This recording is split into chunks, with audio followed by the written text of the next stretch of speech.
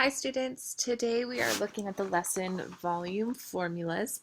It is on page 133 in your book. I just wanted to let you know that this video is optional. The book does a very good job at explaining and walking you through how to solve for each of the volumes or each of the shapes and finding their volume. So it's up to you if you'd like to watch the video. We're going to go through half of the practice problems here. If you choose not to watch the video, you are just responsible for completing pages 133, 134, and 135 on your own before class the next time I see you. All right, so let's go ahead and get started. On page 133, they start with the volume of a cylinder. The cylinder is like a can, remember that? So it gives you the formula. Volume equals pi r squared times h. So I'm going to write that in. Let me get my pencil. So it's volume equals pi r squared times h. All right. And basically, we just need to plug these numbers in. Remember that r is your radius, h is your height. And so for example 1a, we have a cylinder here. I'll do my best to draw, sorry if it's not perfect. And we have a height of 10 and a radius of 3. The radius, remember, is just the circle halfway through the circle, that's 3. So we just need to plug it in. So volume equals pi radius squared times h. 3 is my radius, so it turns into pi 3 squared times h, which is 10. If I grab my calculator, I can go ahead and figure this out. It would be 3.14 for pi times 3 squared, I know is 9, times 10 is 282.6. So my final answer is 282.6. And when we're doing volume, we always use inches cubed. So it would be, or we always use cubed measurements, and this one is inches. And now you can go ahead and do example B, but on example B, please notice that their cylinder that they give you the diameter, and the diameter is 6.4 for the diameter. And we only need the radius, so don't be fooled by this. Make sure that you cut this in half. You divide it by 2 so you can find the radius, because we don't need the diameter, we need the radius. So go ahead and solve that. If you don't want to use the blanks on your paper, that's okay. Do the best you can, and we'll check that in class. All right, and then also please complete the try this on question 1A on page 133. And don't forget to round your answer to the nearest tenth. Okay? Now, let's move on to the volume of a cone. Now, we have looked at the cones before in class, but we haven't worked with their volume before. So remember that cones are, I kind of think of them like party hats. So they look like this, or upside down ice cream cones, or right side up ice cream cones. The formula is on page 134. Its volume equals 1/3 pi r squared times height. Now, if you notice, this part and this part are the exact same. All we have in front of it is 1/3.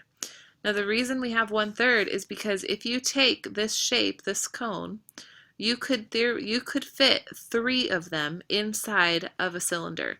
So for the cone, it's actually only 1/3 of a cylinder.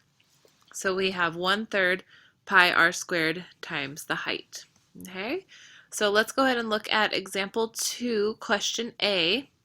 And we've got a cone.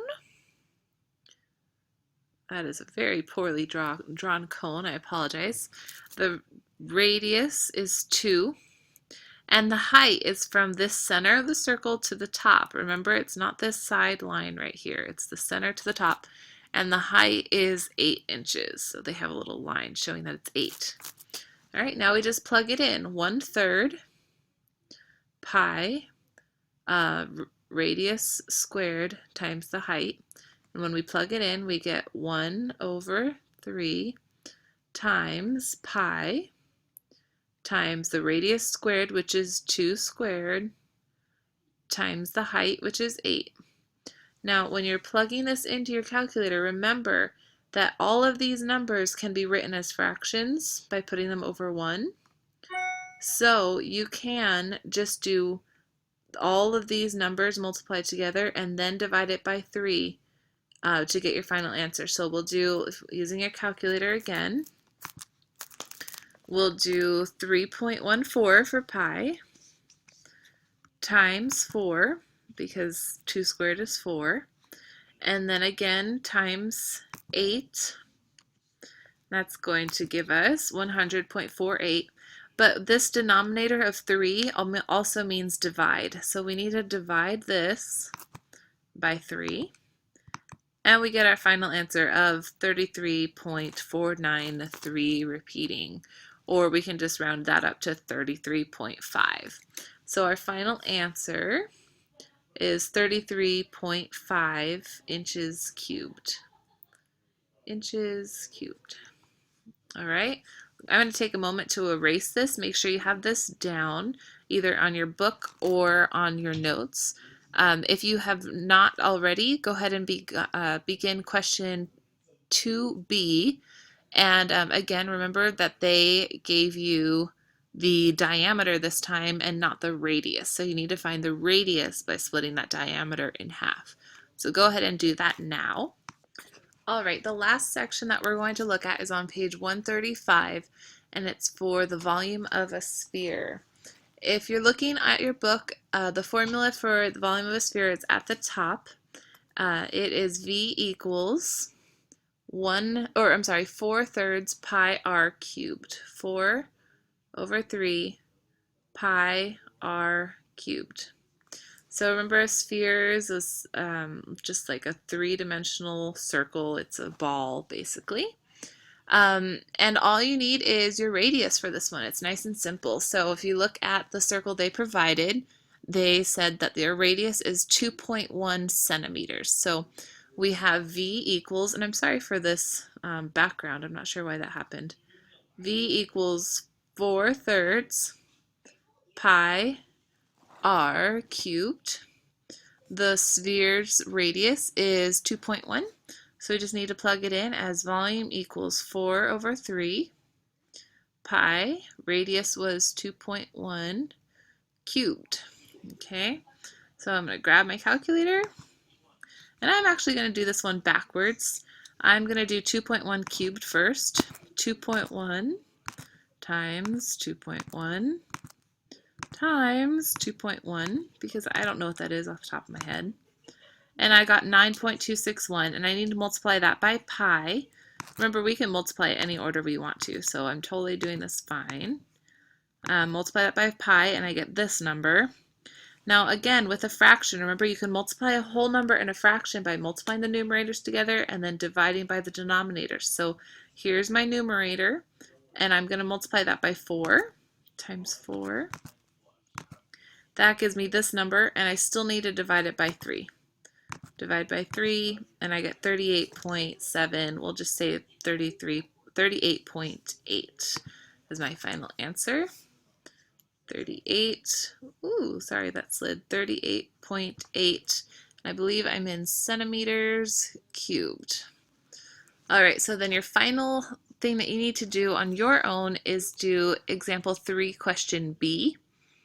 And then you are all set to come to class tomorrow. If you'd like to, you can make a little note sheet with this to refer to, or you can just use these notes to use as we go through the problems in class tomorrow.